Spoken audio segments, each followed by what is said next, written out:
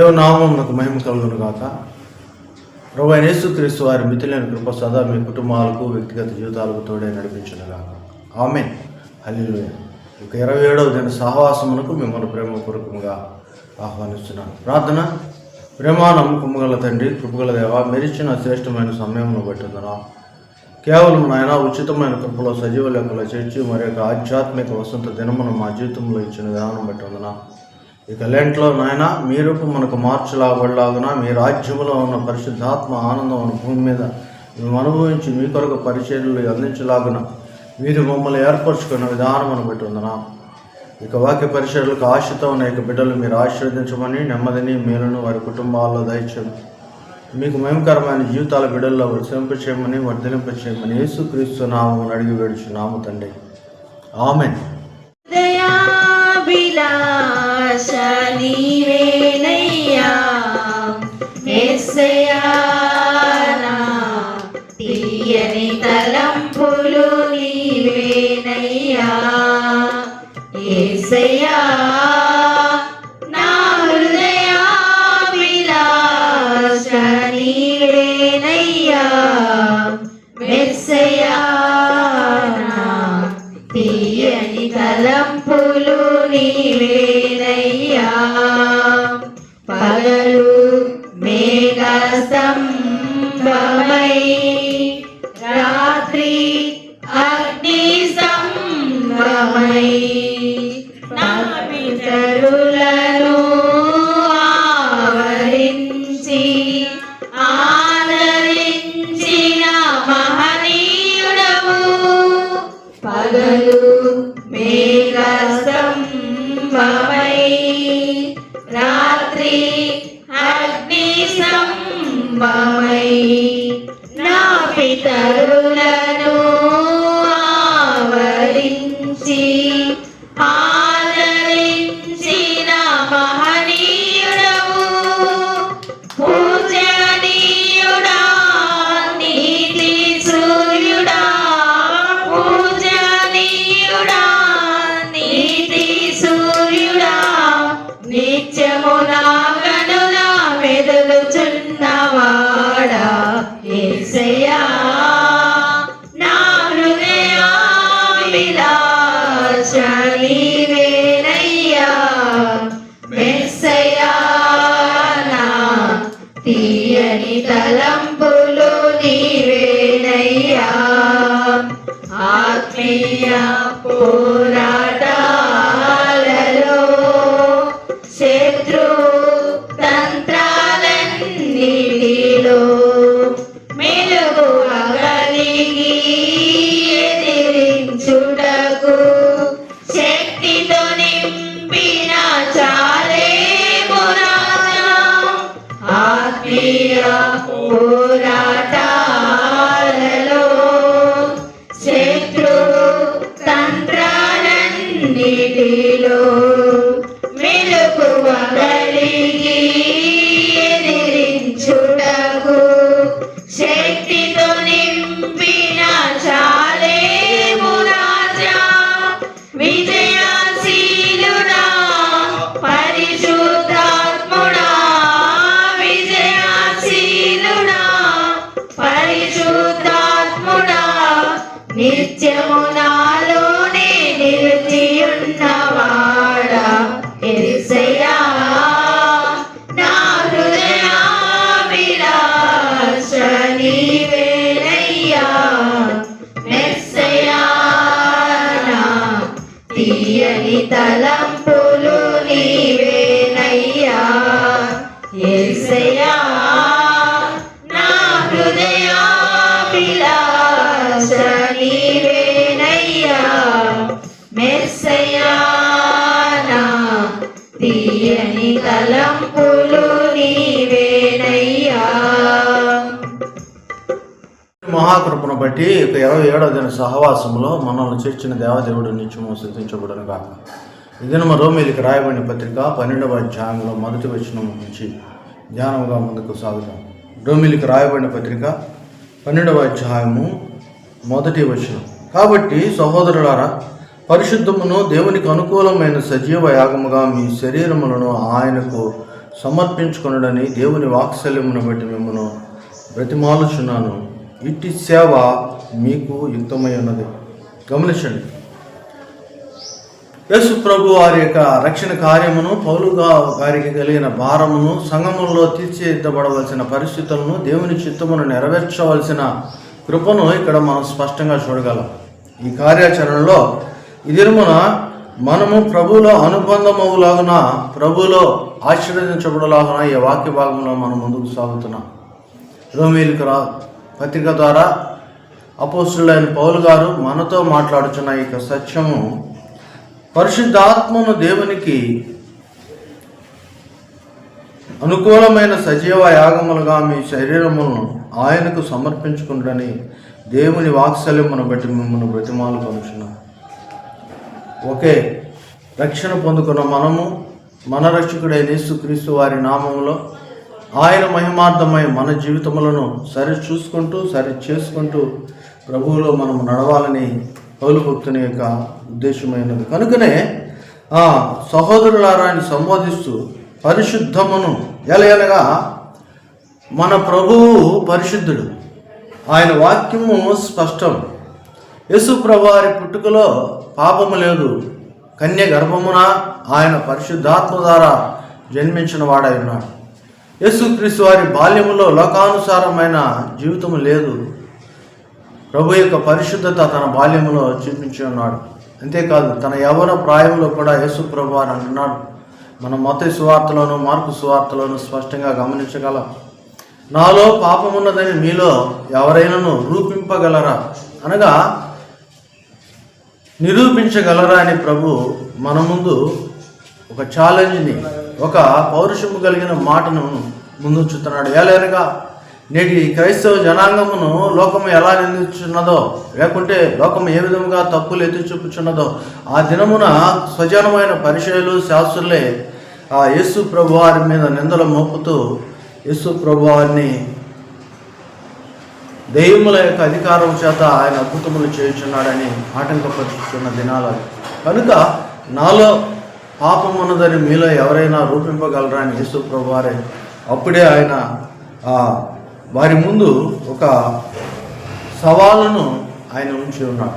కనుక ప్రియులారా, యేసు ప్రభు వారి పుట్టుకలో కానీ, యేసు ప్రభు వారి యొక్క నడవడిలో కానీ, యేసు ప్రభు వారు తండ్రి చిత్తమును నిరూపించుటకు, అనగా దయముగా ఉన్నప్పుడు ఆయన ఏ మాట అయితే మనకు సెలవిచ్చాడో, ఏ ధర్మశాస్త్రం అయితే మనకు అందించాడో, ఆ ధర్మశాస్త్రం యొక్క నడవడిని నెరవేర్చుటలో ఆయన ఎటువంటి పాప సంబంధమైన జీవితం లేదని మనము జ్ఞాపకం చేసుకోగలము, గమనించగలము. కనుకనే ఇక్కడ అంటున్నాడు, సహోదరులారా, పరిశుద్ధమును దేవునికి అనుకూలమును, పరిశుద్ధముగా ఉండటం, ఈ పరిశుద్ధతల ద్వారా దేవునికి మనం అనుకూలముగా మార్చబడాలని ప్రభు యొక్క ఉపదేశమును చిత్తమైనది. కనుకనే హెబ్రీయులకు రాయబడిన పత్రికలో మనం స్పష్టంగా చూసాం. 12వ అధ్యాయము 14వ వచనాన్ని మనం గమనించినట్లయితే, హెబ్రీయులకు రాయబడిన పత్రిక 12వ అధ్యాయము 14వ వచనంలో, అందరితో సమాధానమును పరిశుద్ధతయు కలిగి ఉండుటకు ప్రయత్నము చేయడి. పరిశుద్ధత కలిగి అందరితో కలిసి ఉండటానికంటే ఇక్కడ యూదులు, గ్రీకులు, అన్ని జనులు ఎవరైతే ప్రభువుని అంగీకరించారో వారితో పరిశుద్ధులము కనుక పరిశుద్ధతతో గురించి మాట్లాడుతున్నాడు. కనుకనే ఈ పత్రికలు రాసేటప్పుడు కూడా మొట్టమొదట ఆయన ఎవరికి అడ్రస్ చేస్తున్నాడో చెప్తూ, ఎవరికి రాస్తున్నాడో చెప్తూ, పరిశుద్ధులకు, ఏర్పరచబడిన వారికి, పిలువబడిన వారికి, పరిశుద్ధులుగా సంఘముగా ఏర్పరచున్న వారికి అని రాస్తున్నాడు. ఇక్కడ మనము హెబ్రీయులకు రాయబడిన పత్రిక 12వ అధ్యాయం మనం గమనించినట్లయితే 14వ వచనంలో అంటున్నాడు, పరిశుద్ధత లేకుండా ఎవడను ప్రభువుని చూడలేడు. పరిశుద్ధత లేకుండా ఎవడను ప్రభువుని చూడలేడు. ప్రభువుని చూడాలంటే, ప్రభువుని కలిగి ఉండాలంటే, ప్రభువుని వెంబడించాలంటే మనకు కావాల్సింది పరిశుద్ధత. మనకు కావలసినది పరిశుద్ధత. పరిశుద్ధత లేకుండా ఎవడను ప్రభువుని చూడలేడని నికోదేము అనబడే యూదుల మత ప్రవిష్టుడు యేసు ప్రభువారి దగ్గరికి వచ్చినప్పుడు, యేసు ప్రభువారు ఇదిగో తిరిగి జన్మించాలి, బాప్తిజం తీసుకోవాలంటే ఆయన వెళ్ళిపోయాడు ముఖం చిన్నపుచ్చుకొని. తిరిగి జన్మిస్తేనే కానీ పరలోక రాజ్యమును చూడలేడని చెప్పాడు. ఆ పరలోక రాజ్యానికి అధిపతి అయిన యేసు ప్రభువుని కలిగి ఉండాలంటే మన జీవితాల్లో కూడా పరిశుద్ధత కలిగి ఉండాలి. ప్రియులారా గమనించండి, వాక్యం స్పష్టం. చీకటి జీవితము, నిరుత్సాహమైన జీవితము, దేవునికి వ్యతిరేకమైన జీవితము, సొంత ఉద్దేశములను సొంత ఇష్టములను ప్రభుని మనకు దగ్గర చేయవు. కానీ మనము ప్రభు దగ్గరికి వెళ్ళాలంటే ఆయన పరిశుద్ధుడు కనుక ఆయన పరిశుద్ధత మనలో ఉండాలని ప్రభు సూచిస్తున్నాడు. కనుకనే పరిశుద్ధత లేకుండా ఎవడను ప్రభువుని చూడలేడని మనం స్పష్టంగా గమనిస్తున్నాం. అంతేకాదండి, పేతురు రాసిన మొదటి పత్రికలో మనం గమనించినట్లయితే, పేతురు రాసిన మొదటి పత్రిక స్పష్టంగా సెలవిస్తున్నది. మొదటి అధ్యాయం 14వ వచనం, నేను పరిశుద్ధుడనై ఉన్నాను కనుక మీరును పరిశుద్ధులై ఉండుడి. I am holy, be you holy. నేను పరిశుద్ధుడను కనుక మీరును పరిశుద్ధులై ఉండుడని ప్రభు వాక్యము స్పష్టంగా మనకు సెలవిస్తుంది. కనుక దేవుని బిడ్డలారా, పరిశుద్ధత లేకుండా ఎవరునూ ప్రభువును చూడలేడు. మనము ప్రభు బిడ్డలము అని చెప్పుకోవాలంటే మనలో పరిశుద్ధత ఉండాలి. ఈవెన్ పాత నిబంధనలో మోషే భక్తులతో ప్రభు అంటున్నాడు, మండుచున్న ఆ అగ్నిని చూసి దగ్గరికి వెళ్ళినప్పుడు, ఇది పరిశుద్ధ స్థలం, నీ చెప్పులు విడమని చెప్పిన మాట. యెహోషువ నిలుచుని ఉన్న ఆ స్థలములో మనం చూసినట్లయితే యెహోషువతో వినబడిన స్వరము, నీవు నిలుచున్న స్థలము పరిశుద్ధమైనది కనుక నీ చెప్పుల విషయంలోనే ప్రభు ఇంత పరిశుద్ధత నీకు ఉండాలని చెప్తే, నీ యొక్క చేష్టల గురించి, నీ యొక్క ఆలోచన గురించి, నీ యొక్క శారీరమును గురించి, నీ యొక్క స్వాభావికమును గురించి ప్రభు ఎంతగా పట్టించుకుంటాడో చూడండి. పుట్టుకతో మనిషికి చెప్పులు లేవు, కానీ తన రక్షణ కొరకై పాదరక్షణను ఏర్పరచుకున్న మానవుని యొక్క స్వబుద్ధిని స్వకార్యములను ఆధారం చేసుకొని జీవించున్న ఈ రోజుల్లో ఇక్కడ చెప్పుల గురించి కాదు, కానీ మనుషుని యొక్క చేష్టల గురించి, కల్పనా పద్ధతుల గురించి ప్రభు మనతో మాట్లాడుతున్నాడు.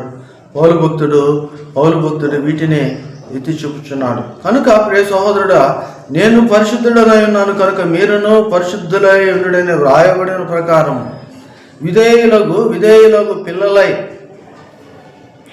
పూర్వపు అజ్ఞాన దశలో మీకుండిన ఆశలను అనుసరించి ప్రవర్తింపక మిమ్మును పిలిచిన వాడు పరిశుద్ధుడై ఉన్న ప్రకారమును మీరును సమస్త ప్రవర్తన యందు పరిశుద్ధులై ఉండుడని పేతురు మొదటి పత్రిక మొదటి అధ్యాయం 14వ వచనం నుంచి 16వ వచనం వరకు ఉన్న వాక్య భాగాన్ని మనం చూడగలం. ప్రభు పరిశుద్ధుడు, మనమును పరిశుద్ధత కలిగి ఉండాలి. ఎంతవరకు పరిశుద్ధత అంటే సమస్త కార్యముల యందును పరిశుద్ధత కలిగి జీవించాలని, మన దేవదేవుడు పరిశుద్ధుడు కనుక మనమును పరిశుద్ధముగా ఉండాలని ప్రభు మాటను బట్టి ఇక్కడ పౌలు భక్తుడు మనకి ఈ యొక్క వాక్యాన్ని సెలవిస్తున్నాడు. కనుక I'm holy, being you holy, నేను పరిశుద్ధుడను కనుక మీరును పరిశుద్ధులై ఉండే ప్రభు యొక్క ఉద్దేశమును రోమీయులకు రాయబడిన పత్రిక ద్వారా అపోస్తలుడైన పౌలు గారు మనతో చెప్పుచున్న యొక్క మాట, పరిశుద్ధమును దేవునికి అనుకూలమనే. దేవునికి అనుకూలముగా ఉండాలంటే మొదటి పరిస్థితి ఏమిటి అంటే పరిశుద్ధత. నీలో ఆ పరిశుద్ధత సంతరించుకోవాలని, మనలో మనం పరిశుద్ధపరుచుకొని ప్రభువులో ఉండాలని దేవుని యొక్క వాక్కు స్పష్టంగా సెలవిస్తుంది. గమనించండి, పేతురు రాసిన మొదటి పత్రిక 2వ అధ్యాయం 5వ వచనాన్ని మనం గమనించినట్లయితే, పేతురు రాసిన మొదటి పత్రిక 2వ అధ్యాయం 5వ వచనం, యేసుక్రీస్తు ద్వారా దేవునికి అనుకూలమును ఆత్మ సంబంధమైన బలులను అర్పించు పరిశుద్ధ యాజకులుగా ఉండునట్లు మీరును సజీవమైన రాళ్ల వలె నుండి ఆత్మ సంబంధమైన మందిరముగా కట్టబడుచున్నారు. ఎవరు అండి? పిలువబడిన ప్రతి ఒక్క వ్యక్తి క్రీస్తునకు యాజకునిగా ఉండినట్లు, అనగా దేవుని యొక్క పాప క్షమాపణ పొందుకొని ఆ యొక్క పరిచర్య భారమును ధరించినట్లు నీ కుటుంబమునకు నీవే యాజకుడు. నీ ద్వారా ఆ సంపాదించబడిన యొక్క జనాంగము నీవే వారిని కని ఉన్నావని, ఇదిగో పరిశుద్ధ యాజకులుగా పరిశుద్ధ జనాంగముగా ప్రభు నిన్ను పిలిచాడంట. కనుక నీ కింద 9వ వచనంలో కూడా ఆయన సెలవిస్తాడు. గమనించండి, వాక్యం స్పష్టం. మొదటి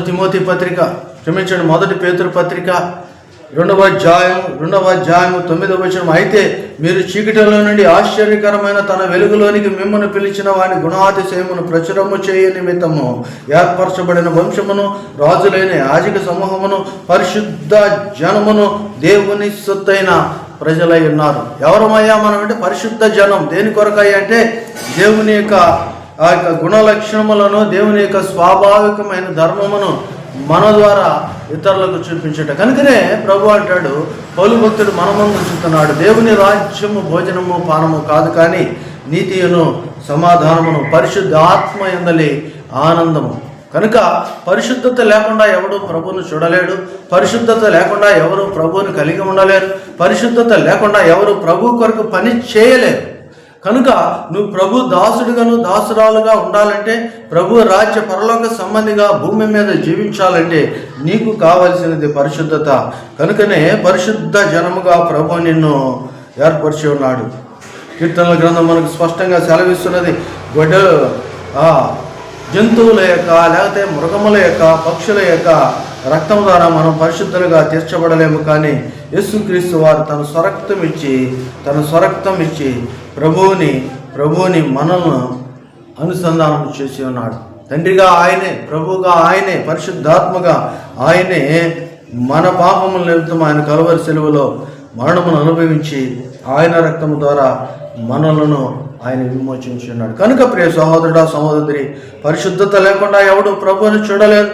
పరిశుద్ధముగా మనం ప్రభు కొరకు జీవించాలని, ప్రభువులో మనం ఐక్యపరచబడాలని, ఈ పరిశుద్ధతను అనుగ్రహించిన ప్రభు వారి ద్వారానే మనము పాపము నుంచి విడుదల పొందగలమని ఈ యొక్క 27వ దిన వర్తమానములో మనం స్పష్టంగా చూసుకుంటున్నాం. ఎలయనగా పాపము చేయి ప్రతివాడు పాపమునకు దాసుడు.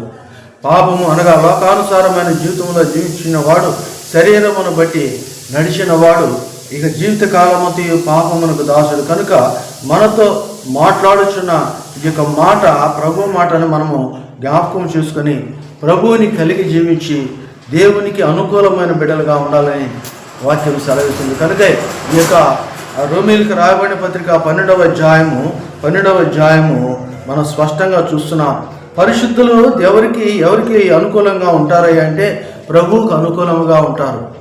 ఇది ప్రభువు కోరుకున్నది. ప్రభువుకి అనుకూలంగా ఉండి ప్రభు యొక్క కార్యములను చేయించుటకు సజీవ యాగములుగా మన శరీరములను మీ శరీరములను సమర్పించుకొనుడని దేవుని వాత్సల్యమును బట్టి పౌలు భక్తుడు మిమ్ములను నేను బతిమలాడుచున్నానని చెప్తున్నాడు. అవునండి, దహన బలిగా తెచ్చేటప్పుడు నిర్దోషమైనది తీసుకురమ్మని సంఖ్యాకాండం 7వ అధ్యాయం 21వ వచనం సెలవిస్తున్నది. అయితే అక్కడ జంతువుల విషయం కాదు, కానీ కీర్తనల గ్రంథం 19వ అధ్యాయం 14వ వచనంలో, యెహోవా నా ఆశ్రయదుర్గమా, నా విమోచకుడా, నా నోటి మాటలను నా హృదయ ధ్యానమును నీ దృష్టికి అంగీకారమగునుగాక. దేవునికి అంగీకారమైన సంభాషణ, దేవునికి అంగీకారమైన మాట, దేవునికి అంగీకారమైన ప్రవర్తన. అందుకని ఇక్కడ అంటాడు, దేవునికి అనుకూలమైన సజీవ యాగములుగా మీ శరీరములను. అందుకనే ఉపవాసం అనగానే ప్రజలకు గుర్తొచ్చేది ఏమిటంటే భోజన పదార్థమును దూరంగా ఉంచుట. అది మొదటి స్థితి కాకపోయినా నీ సమయమును నీ శరీరమును ప్రభువుకు దగ్గరగా ఉంచి అర్పించుట, పరిశుద్ధముగా ఉంచుట ఉపవాసం. రెండవది, ఈ పరిశుద్ధతకి ఆటంకముగా ఉన్న ఇక శరీరమును తిండి ద్వారా లేకపోతే లోకపరమైన పనుల ద్వారా ఆలోచనల ద్వారా బంధించుకున్నట ఉపవాసం. కనుకనే ఈ యొక్క పాప క్షమాపణ కొరకు మనం ఆయన ముందుంచే రక్తము కంటే యేసు ప్రభు స్వరక్తం ఇచ్చి సంపాదించిన ప్రజలుగా మన యొక్క నోటి మాటలను హృదయములోని ధ్యానమును ప్రభువుకు అనుకూలముగా ఉంచాలని కీర్తనల గ్రంథం 19వ అధ్యాయం 14వ వచనము స్పష్టంగా తెలియజేస్తున్నది. దేవుని ఘనపరచుటకు, దేవుని మహిమపరచుటకు ఆయన చేసిన ఉపకారమును నువ్వు మరువక ఆయనలో జీవించుటకు ఇదే మార్గమైనది. కనుక ఇదిగో దేవునికి ఇష్టమైన దానిగా ఉండటానికి, దేవుని యొక్క ఆలోచనలో ఉండటానికి యెహోషువ గ్రంథం 14వ అధ్యాయం 2వ వచనం కూడా మనం గమనించినట్లయితే, యెహోషువ గ్రంథం 14వ అధ్యాయం 2వ వచనం, మాటలు సిద్ధపరుచుకొని ఏ విషయంలో ప్రిపేర్ అయి ఉండాలి, ఏ విషయంలో సిద్ధపాటు ఉండాలంటే నీ ద్వారా ప్రభువుకు అనుకూలమైన మాటలు సిద్ధపరచుకొని యెహోవా యొద్దకు తిరిగి రండి. మీరు ఆయనతో చెప్పవలసినదేమనగా మా పాపములన్నిటినీ పరిహరింపుము. అవునండి, మనం మాటలు సిద్ధపరచుకోవాలంటే ప్రభు దగ్గరకు వచ్చేటప్పుడు ప్రార్థన అనగానే అనేకమైన మాటలు తీసుకొని వస్తాం. కానీ ఈ మాటలు కాదు, కానీ ప్రభువుకి అనుకూలమైన మాటల ద్వారా మనము ప్రభువుని సమీపించాలి. ప్రభు యొక్క మాటలు వినుటే కాదు, మనము ప్రభు దగ్గర ఆయనకు ఇష్టముగా ఉండాలని వాక్యము మనల్ని సిద్ధపరుస్తున్నది. కనుక ప్రియులారా, దేవునికి అనుకూలము మనకు అలా కాదు, మనకు చేత కాదు. కానీ మరియను గురించి చెప్తున్నాడు. లూకా సువార్త 11వ అధ్యాయంలోను, యోహాను సువార్త 11వ అధ్యాయంలోను ప్రభు అంటున్నాడు, మరియా, మార్తా, లాజరు బేతనీయ కుటుంబంలో, బేతనీయ గ్రామంలో ప్రభువుని ప్రేమించిన ఆ కుటుంబంలో అక్కడ ఉన్న సందర్భమును బట్టి మార్త తొందరపడుచుండగా మరియను చూపించి ప్రభు అంటున్నాడు, మరియా ఉత్తమమైనది ఏమిటయ్యా అంటే ప్రభు పాదముల యొద్ద నేర్చుకొని దాని ప్రకారము జీవించుట. అవసరమైనది ఒక్కటే ఉన్నది, అది ఏదనగా మరియా ఉత్తమమైన దాన్ని ఎన్నుకొని ప్రభు దగ్గర ఉండి ప్రభుని కలిగి ఉండట. ఈరోజు మనము కూడా ప్రభు మాట వినే బిడ్డలుగా ఉండాలని, ప్రభుతో మాట్లాడేటప్పుడు సిద్ధపడి మాట్లాడాలని, ప్రభు వచ్చిన తర్వాత కాదు సిద్ధపాటు, ప్రభుతో కూడా ఉండి సిద్ధపడాలని. ఎలాగనగా పరలోక రాజ్యము సిద్ధపరచబడిన వారికి మాత్రమే అని వాక్యము స్పష్టం. కనుక పరలోక రాజ్యము సిద్ధపరచబడిన వారికి ఈ సిద్ధపాటులో మనం ఉండాలని, మనము పరిశుద్ధులమును దేవునికి అనుకూలమైన సజీవ యాగముగా మీ శరీరములను సమర్పించుకున్నాడని దేవుని వాక్సమ్మలను బట్టి మిమ్మల్ని నేను బతిమాలు కొనుచున్నాను. ఇటు సేవ యుక్తమైనదని పౌలు భక్తుడు చెప్తుండగా మనము కూడా దేవునికి మహిమకరముగా వాడబడే పాత్రలుగా ఉండాలని. ప్రతి విషయంలో పేతురును మనం గమనిస్తాం. లోకం ఆయనకు దుడుకు పేతురు అని పేరు పెట్టిన ఆ పేతురుకున్న మంచి స్వభావం, ప్రతి పనిలో నేను దేవునికి మహిమకరంగా ఉండాలని ముందు ప్రభు కొరకు ఆయన దుముకుచున్నాడు. ఎక్కడైనా ముందు వస్తున్నాడు. పరిచర్లో కావచ్చు, దేవుని యొక్క పనిలో కావచ్చు, దేవుని ఇంట్లో చేర్చుకునే విధానంలో కావచ్చు, దేవుని కొరకు పోరాడే విషయంలో కూడా చూడండి, గెత్సేమనే తోటలో మల్కు అనే సేవకుని ప్రభువుని పట్టుకొనడానికి వచ్చినప్పుడు తన పౌరుషాన్ని చూపిస్తున్నాడు. అనగా ప్రభువు మీద ఎంత ఆసక్తి కలిగి ఉన్నాడో, ప్రభువుకి ఎంత అనుకూలముగా ఉన్నాడు. మన జీవితాల్లో కూడా ఇటు అనుకూలమైన ప్రవర్తన కలిగి పరిశుద్ధముగా జీవించాలని, ప్రభువులో మనం వాడపాడకుండా ప్రభువులో నాటబడాలని. మళ్ళా చెప్తున్నాను, ప్రభువులో మనం వాడిపోకుండా ప్రభువులో నాటబడి ప్రభు పరిచర్యలో కూడా ఉండాలని, పరిశుద్ధుల కొరకు ఏర్పరచబడిన పరిచర్యను మనం చేయాలని. ఎలాగనగా దేవుని రాజ్యము పరిశుద్ధాత్మ యందలి ఆనందము. కనుక ఈ పరిశుద్ధాత్మ యందలి ఆనందము కావాలంటే పరిశుద్ధత మనకుండాలి, దేవునికి అనుకూలంగా మనం ఉండాలి. పరిశుద్ధత మనకుండాలి, దేవునికి అనుకూలముగా మనం ఉండాలి. కనుక ఇట్టి సేవ దేవునికి యుక్తమని మనము భావించి మనల్ని పౌలు భక్తుడు బ్రతిమాలు కొనుచుండగా మనము ఆ తగ్గింపు కలిగిన జీవితంలో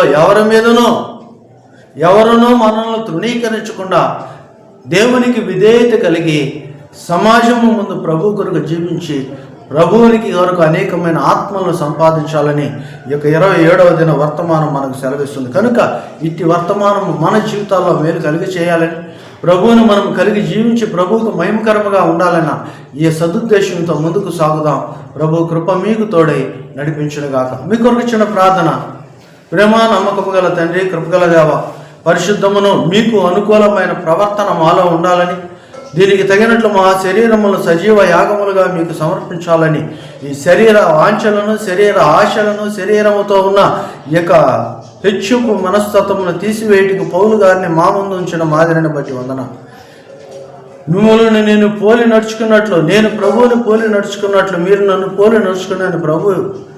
ప్రభువా, మీ పక్షమున పౌలు భక్తుడు సెలవిచ్చినట్లుగా మేము కూడా మీ మాటను బట్టి పౌలు తగ్గించుకున్న విధముగా మిమ్మల్ని కలిగి మీకు మహిమకరమైన పరిచర్యను జరిగించినట్లు ఈ బిడ్డలను మీరు వాడుకొనమని, మీ పరిశుద్ధత అనే మాన్యతను మీకు అనుకూలమైన వాడబడే పాత్రలుగా బిడ్డలను మీరు హెచ్చించమని యేసు నామమును అడిగి వేడుచున్నాము తండ్రి.